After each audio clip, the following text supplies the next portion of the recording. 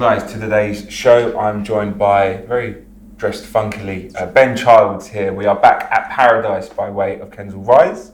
Last time round we interviewed, of course, Ben and Lonya, who are the artistic directors. Today we sit down with the most important man of the place, General Manager Ben. He's got an incredible background, really, dealing with corporates over a long period of time, found his way into the restaurant industry as well, and he's ended up with urban pubs and bars here at Paradise. So Ben, welcome. Thank you. Thank you for joining us today. Now, I just want to sort of get into it. How do we kind of find ourselves? As I mentioned, you come from a strong background. Sort of take me way back. Like how do we get it today? Oh right, wow. So I suppose originally, in my younger years, decided that I wanted to open my own bar one day. Right. So I approached the manager at Tiger in Croydon, a guy called Jason Thornycroft, back in the day, and said, "Hey, what do you recommend I do to, get the experience to open my own bar one day?" And this is my sort of when I was 19 or 20. And he said, "Well, you've got to go and work in one," which, looking back now, is bleedingly obvious. Sure. But back then, you sort of have these bright ideas. So I applied for a job and got a job with them. That was Novus Leisure at the time. Actually, it was Urban PLC even before Novus. And worked my way up through the ranks to duty manager at Tiger Croydon, and then through the ranks with Novus Leisure up to general manager. Over the years, I think I got GM when I was about 27. Oh, wow. So it took me about sort of 6-7 years to work my way up through there. My first GMship was in Lupo in Dean Street, which sadly is not there anymore, but it was a very cool little 300 capacity. Good location, yeah. It was a lovely location, right next to the French House, which is a really, really famous old pub on Dean Street, really, really central. And it was a great little cocktail bar. Did well out of that. And did so well, they decided to move me, as Novus did every January. It was a bit of a running joke. It was the January transfer window. If you did really, really well, you got moved to a bigger venue. Right. If you did not so well, you got moved to a smaller venue. So you never stayed? If you did all right. I think longest I stayed in the venue with Novus was 2 years. Right. But it was generally a year or two. If you did well, if you did okay, you generally just sort of sat where you were, depending on. But it was a decision they took every year to sort of obviously keep people fresh and move teams around and what year is use your skill set. That would be 2010, 11, something like that. Okay. Thereabouts. Yeah, about 2010. I would say, because I went from there to Novus, then bought out Lewis and Clark and Balls Brothers sites, which was about 12 to 15 sites off the top of my head, and they took 7 venues. That they decided to sort of revamp in the Novus way. One of them was the Gable in Moorgate, which is a 750 capacity sort of gastropub themed venue with a really, really good sort of core city lunch trade, good food trade. Had a really nice open kitchen, so I had the advantage there of doing some really, really good food, whereas typically Novus was more sort of on the bar food side of things. Was that your input, or did you kind of partner up with someone and thought, right, I want to put some higher end food in this establishment? Well, Balls Brothers and Lewis and Clark were quite good at food anyway. Right. Already, so it was more taking their concept of doing the really, really good city breakfasts and lunches and all the way on to sort of the evening with the massive open fish counter, and just really sort of working with the chef and developing that so that it actually fit with the times, because it was a little bit old hat at the time. So managed to do that. Had a really, really good chef called Richard. He was an amazing guy, and really creative with his dishes. So we had the opportunity to just put on daily specials and things like that, and just really that was probably my first kind of step into proper food, rather than the usual sort of bar platters and things that I was used to. It became a huge passion. Actually, off the back of that, because I became quite good friends with the chef Richard, sort of outside of work as well. So we really worked very closely in getting the food side of that business where it needed to be. We also, so myself and sort of Novus as a company, put in the usual typical decent happy hour for after work drinkers, and then we put live bands on in the evening, right. And saw some massive growth, actually about 200% growth in sales for that venue. So it was huge. Is that because your really concept was new to that? I think it was just run. I think it was just run properly, and it was the right offering. We put a sales team in as well, and it worked incredibly well. I got the GM of the Year for the city, actually, under Novus is typical thing for that one. So I'm assuming I did an okay job. You put that on your Instagram profile? Oh, it's definitely on my CV though, yeah. It's not my Instagram, but right, okay. It's certainly on my CV. Where to go from that? From there I went to the Loop, which is obviously a really institutional venue in the West End. Yeah. Most people have heard of the Loop with the Groovy Wonderland downstairs. Yep. Which was really, really good. We ended up doing the Dream Boys as well on a Saturday evening with 300 hens, nice. Which was an experience. Is there different insurance policies that you have to take out in that situation? I mean, insurance policies, just different way of managing things. It was quite early. But it was, we always had security on sort of early because it was quite early doors. It started at 5 o'clock. Oh, okay. And I think my first weekend, I'll tell the story to everybody. My first weekend, I ended up, there was a bit of an incident downstairs in the Groovy Wonderland with a couple of hen parties sort of trying to scramble over each other for a good view. And so I heard it on the radio. I thought, let me just go down and see how the security are getting on and dealing with this, because obviously it was my first weekend at the venue. And it was the other side of the dance floor. And for anyone that's been to Loop, it's a big round dance floor in the Groovy Wonderland. And there was 300 hens around the outside, so you couldn't get to where the incident was sort of going off. Sure. There was no issues really. It was just wanting to see how security were interacting with the customers. So I ended up just deciding, screw this, I'm just going to go straight across the middle of the dance floor just as the main act was coming on. Which I won't go into graphic detail, but got to the other side and thought, I'm not going back. So I ended up having to stay there for the remainder of the show. Finished, and the head of security quite kindly said, there's a fire exit over there, you just got to get out of. Thanks for that. So you copped an eyeful, you made sure the talent was well displayed. Yeah. And doing quite well. Yeah. Good stuff. So, I mean, Novus is a big chunk of your career was there. Hugely, yeah. I went, where did I go? From the Loop, I went back to Verve. I was a bar manager there previously. Verve was probably my funnest venue ever. Just went in straight for they gave it a refurbishment. And then Verve's located just between sort of Piccadilly Circus, Leicester Square and Covent Garden, just in the corner, opposite the first ever Five Guys, actually. So it's really, really high footfall and really enjoyable venue. It's just an absolute party venue, so really enjoyed that. And then bittersweet, really, I decided to go and open my own restaurant. What, is that an idea that you thought of for a while? Well, it's something, as I said when we started, it's something I've always wanted to do. Yeah. I always wanted to go and open my own bar. So myself and my brother got some backing from my stepdad. And we were looking for venues for sort of quite a while, managed to find one on Abbeville Road in Clapham. And it was called Newton's at the time. And we decided to take that over, refurbish it to a concept called Craft Kitchen, which was very much about homemade craft dishes, all sort of in-house prepared rather than sort of bought-in products or anything like that. And the concept was based around burgers and a few other sort of artisan. Was that during the burger boom, that kind of London Pretty experience? much, yeah.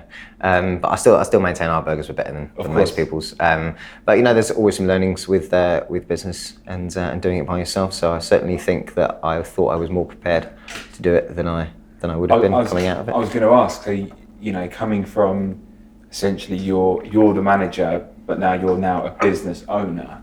At that point, you're like, okay, this is something what you hadn't ever thought of, or was it something different? There's two aspects to it really. I think that the first is going from having done bars that do food and then doing an out-and-out restaurant is incredibly. It might as well be a different industry, I think, sometimes, because the expectation of people when they come to eat in a restaurant is very, very different to people that come to a bar and get some food when they're in a bar.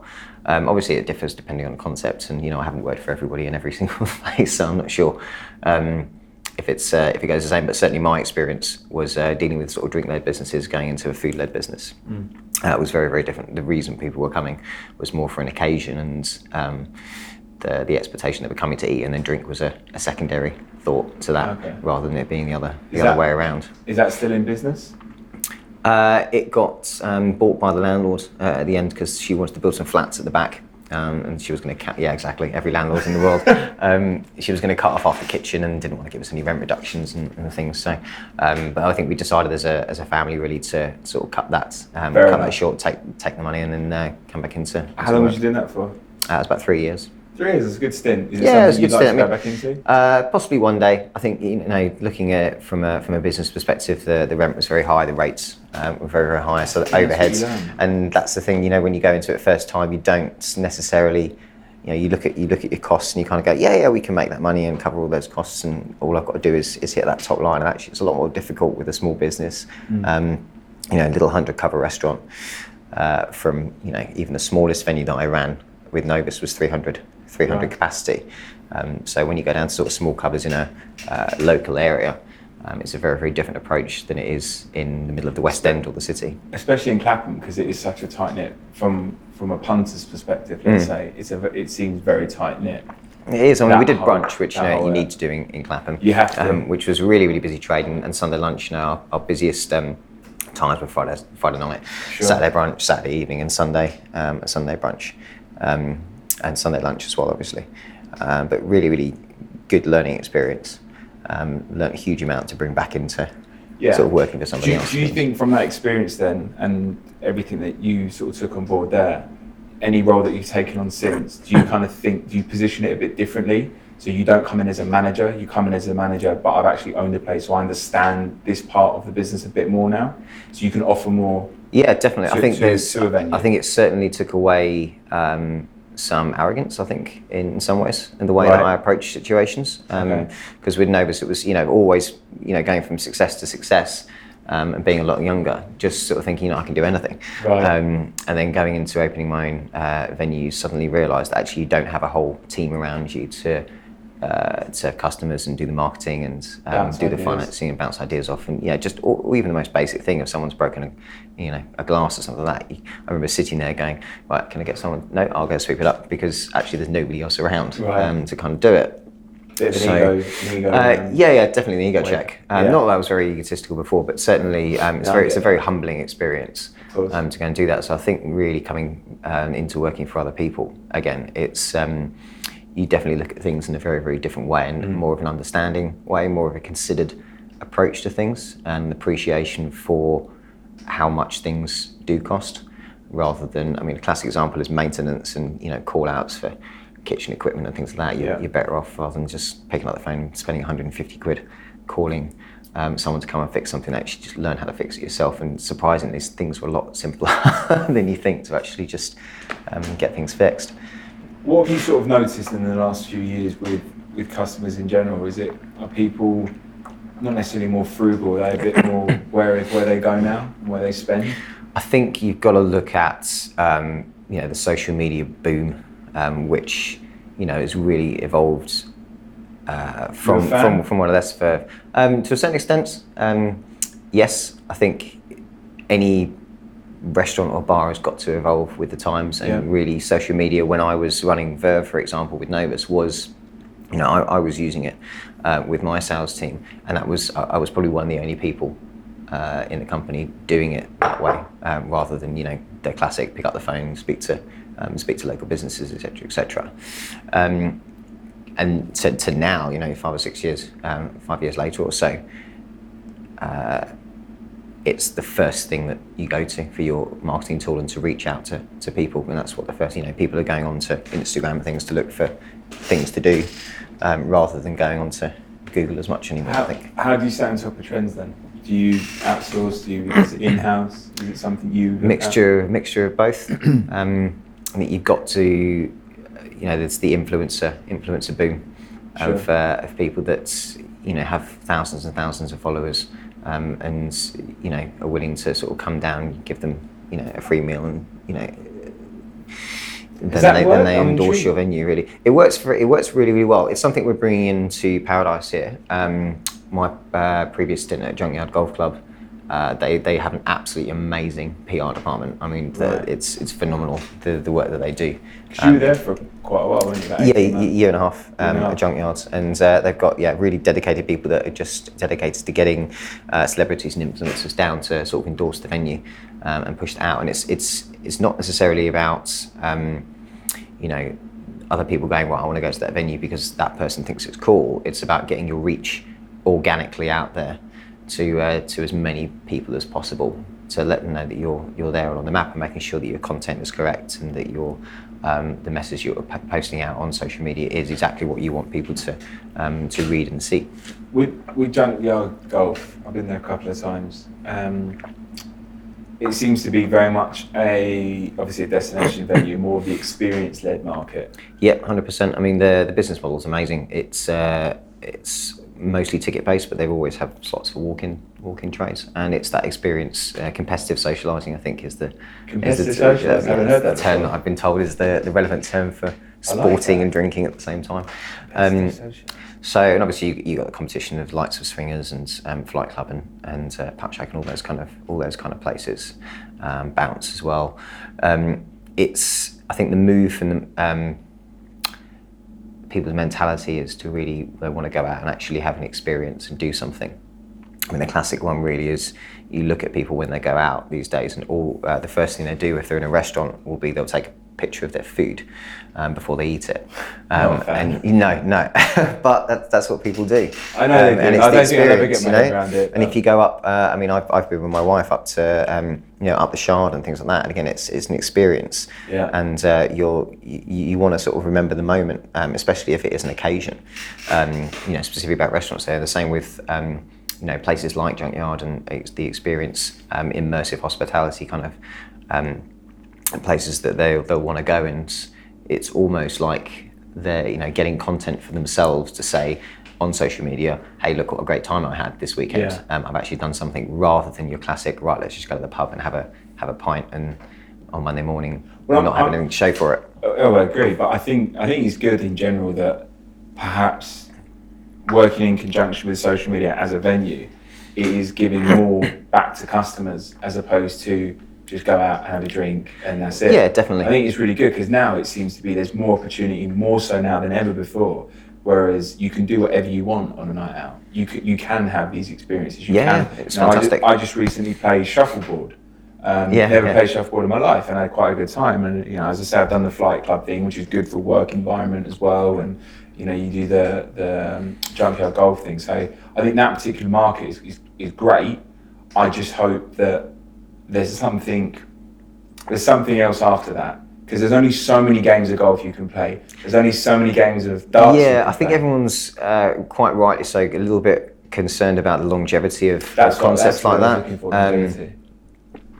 But I think if you translate that into a typical classic venue like ourselves, where you've got everything under one roof, so restaurant, bar, club, etc., private dining, we even do weddings. But it's making sure that in the venue you've got those Instagrammable moments, you've got that experience, you've got that's your marketing, that's your free marketing. Exactly. I mean, we've recently had a refurbishment in the restaurant downstairs, and with the flowers, as you can see in the lovely conservatory that we're sitting in now. I tell you what I love about this venue, and I've now been here a couple of times. It's two or three venues inside one. Yeah, it's like someone's taken my CV and just gone. Yeah, this doesn't connect with downstairs, if you know what I mean. Like, you come up here and it's this whole new world, and then you go downstairs and it's something completely different. Yeah, you get lost in paradise. Pretty much. There you go. That's the tagline for the show. Yeah. But yeah, I mean, I love this venue. I think it's so cool, and I've only experienced it during the day. I'm sure it's absolutely wonderful during the I mean, it's great. It's obviously very decadent sort of dining downstairs. We've got a Michelin plate in the restaurant, which is a really, really good sort of stamp on our quality of food. The chef Martin's absolutely fantastic, really good. We've recently had a revamp of the menu to just uplift it a little bit, making it a little bit more modern, and the restaurant, the look and the feel. And then you come up to upstairs in the evenings. Obviously, we've got lots of events, and DJ Alonia and DJ Ben Kane as residents. And last couple of Fridays ago, we had Vula, the voice of Basement Jaxx, playing, and Manny Norte DJing. So and loads of upcoming events as well coming up. We've got Ricky and Melvin in a couple of weeks.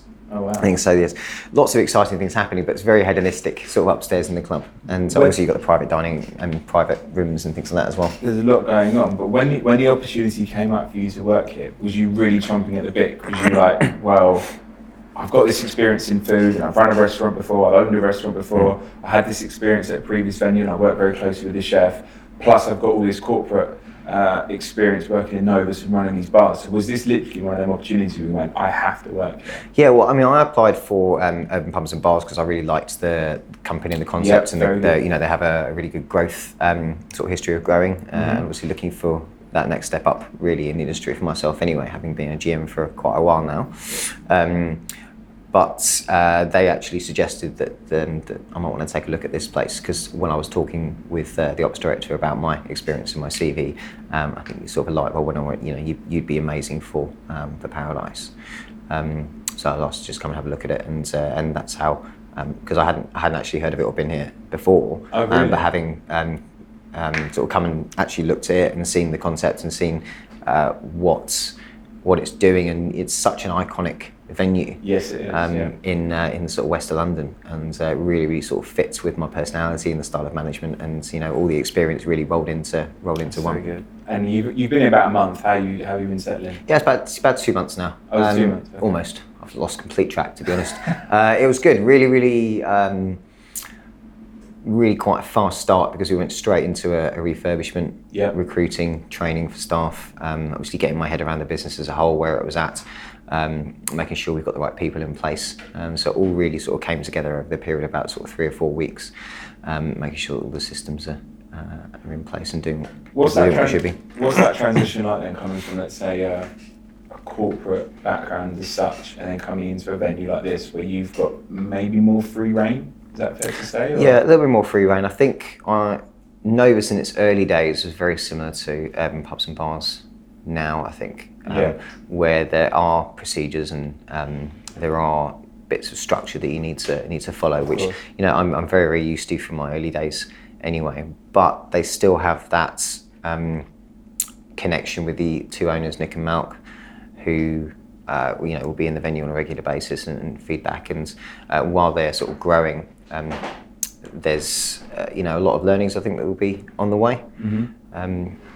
And in terms of at the moment, I think really there is that little bit of freedom, but I think I'm granted probably a little bit more freedom with my sort of past experience in that anyway. So got a great relationship with the ops manager and ops director and stuff to say that, hey, this is where I think we should be going, and it's, you know, it's all open for discussion.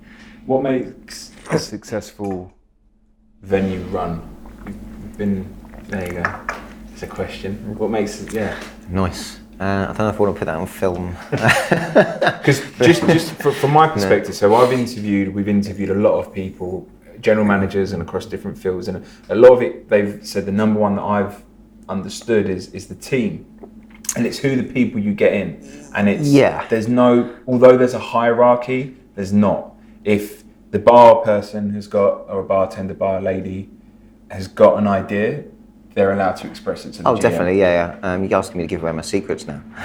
So I basically have a 4-step process, which I've taken through all venues for God knows how long now. So you've got to start with people. So it goes people, standards, service, and sales, and then profit at the bottom. So 5 steps really. People always comes first. So they're all really important. It's not shying away from saying, because at the end of the day, if you haven't got sales, then you haven't got anything really.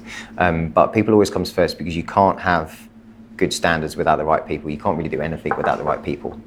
Or if you've got the wrong people, it's always going to be a massively slow uptake or turnaround or uphill struggle, because you're trying to do something that maybe the people around you don't understand. And it's about surrounding yourself with people that believe in you and believe in the vision and understand that, but also are not necessarily exactly the same as you, because if they're exactly the same as you, they will always just agree with you, or it will always only be one way of thinking. So surrounding yourself with diverse thinking as well, and leaning on that and using people's strengths to maybe upweight your sort of shortcomings or weaknesses, because everyone's got them. Making sure that you're listening to all levels of staff, and really spending a lot of the time coaching and making sure that everybody understands your vision for the venue, and that you're developing them as people as well.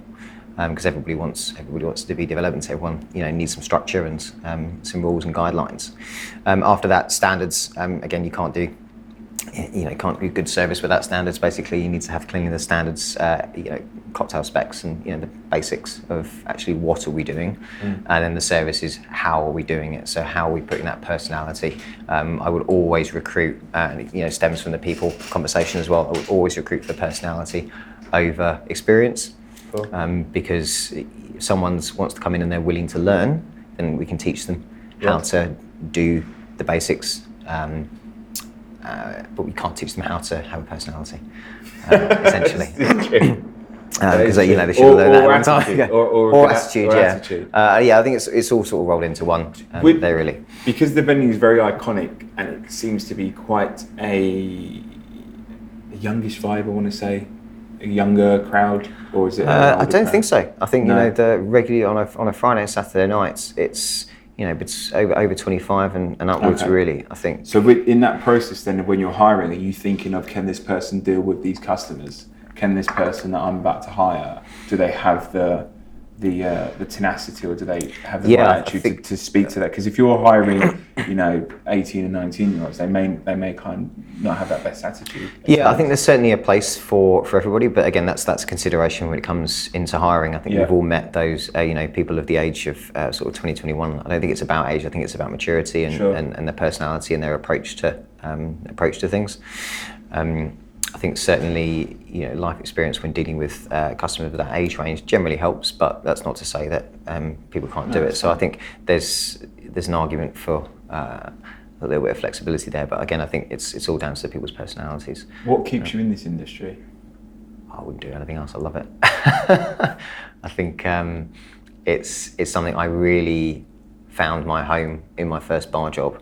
Which I'm forever grateful for, because I think I met so many people more like myself than anything I'd done previously, whether that be sort of college or first early jobs and things like that. So it's every day is different. It's not sitting behind a desk 9 to 5 in an office. It's interacting with people and customers. And I think one question I get asked a lot when I go for interviews is, what's your skill set? Is it in drink, or is it in food, or is it in the entertainment things like swingers and places like that and Flight Club?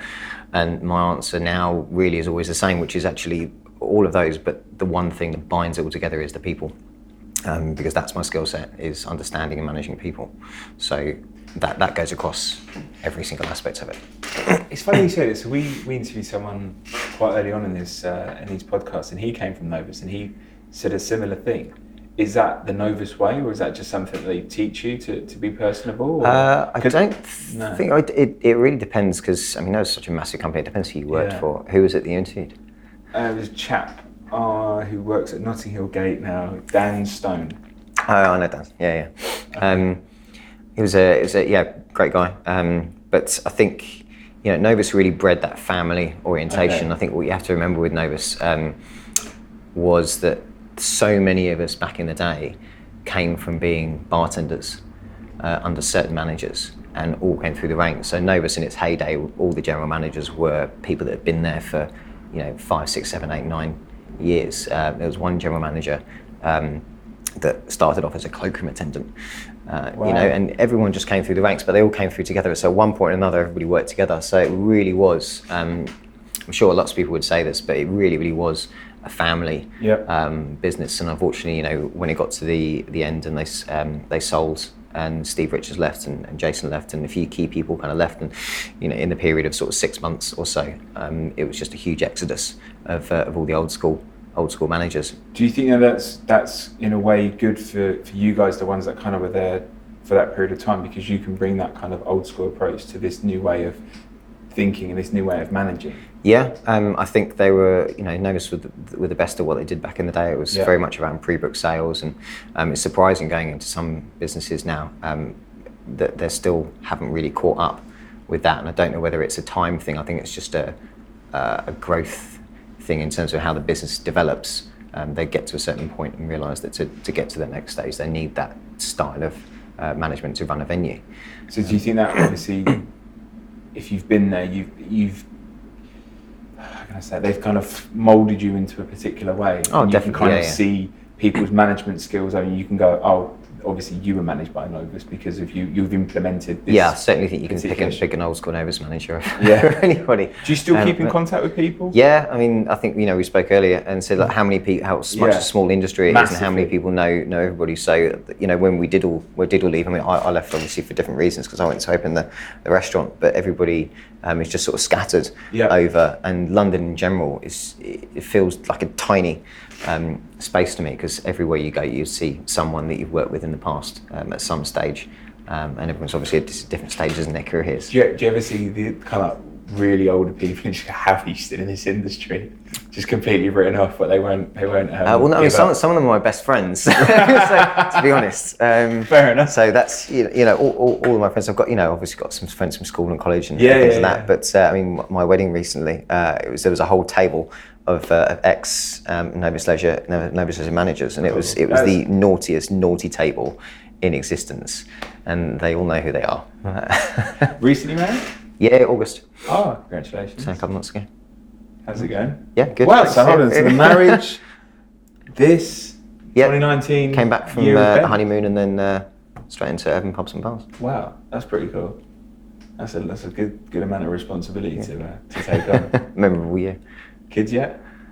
No, not yet. Early days. The only reason why I ask is I'm interested to know like how does this particular industry affect home life, because it's a very night-led focused industry. Yeah, so it is. It's quite intriguing to see how. I think I've seen a few people do really well with it before, because actually it's because it is a late night industry. You've got some flexibility in terms of your rota. You're not working Monday to Friday every week. The Saturday or Sunday shifts allow you to have that day off or a couple of days off during the week. Okay. Obviously, there's always the holiday that you can book for things like that. And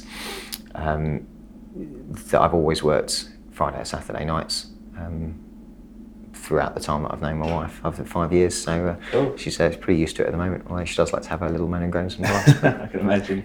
As we start to wrap up, I just want to kind of ask, what are the biggest changes you've seen in the last 10 years in the industry as a whole?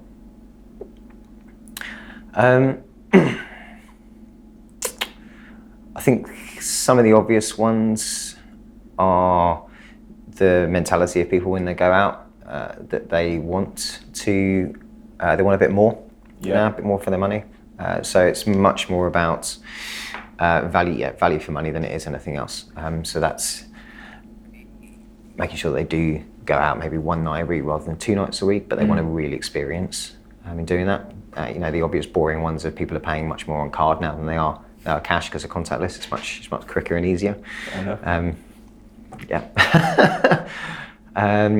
And I think it's got to be the social media aspect of people wanting to take something away from their day or their evening or wherever it is, and post it online and sort of say, look at what a great life I have, look at what a great weekend I had, look how much fun I'm having, etc., etc. Do you find people are happier going out now than before?